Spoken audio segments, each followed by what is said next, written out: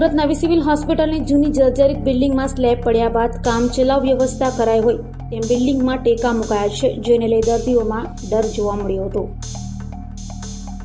વિવાદોમાં રહેતા સુરતની નવી સિવિલ હોસ્પિટલમાં કામચલાઉ જુગાડ કરાયો હતો। જર્જરિત થયેલી જૂની બિલ્ડિંગમાં સ્લેબ પડ્યા બાદ કામચલાઉ વ્યવસ્થા કરાઈ હોય તેમ ટેકા મુકાયા હતા।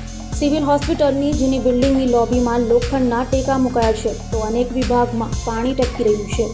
જો હવે કોઈના માથે સ્લેબ પડશે તો તેનો જવાબદાર કોણ તેવા સવાલો ઊભા થઈ રહ્યા છે। ત્યારે 2 વર્ષથી સિવિલ હોસ્પિટલના જૂની બિલ્ડિંગમાંથી વોર્ડ ખસેડવાની વાતોનું ચાલી રહ્યું છે, પરંતુ કોઈ નિવેડો આવ્યો નથી। ત્યારે વરસાદી પાણી ઘૂસી જતા દર્દીઓની લિફ્ટ પણ બંધ થઈ હોય અને ફ્લોરિંગમાં સતત પાણી રહેતું હોવાથી કોઈ લપસી શકે તેવી નોબત છે।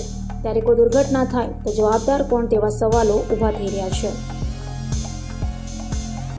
નમસ્તે, હું doctor Dharitri Parmar, additional superintendent નવી Surat new civil hospital Surat તરફથી વાત કરું છું।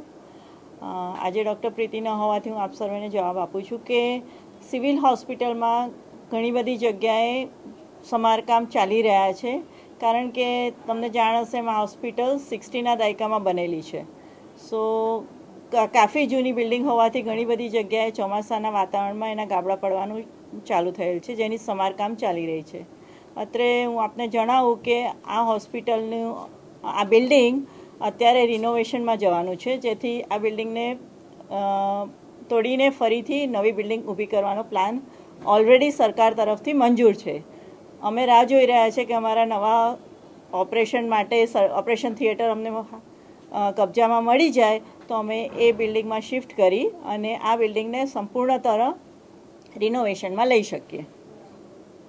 આ બાબતે હું જણાવીશ કે ડાયાલિસિસ બિલ્ડિંગમાં ઘણી વખત પોપડાની પ્રોબ્લેમ થયેલો છે। અત્યારે જે થયો એ કદાચ જૂનો પ્રોબ્લેમ છે, પરંતુ એમાં સમારકામ થઈ ગયું છે અને ડાયાલિસિસ બિલ્ડિંગને શિફ્ટ કરવા માટે એક્સપર્ટની જરૂર પડે છે।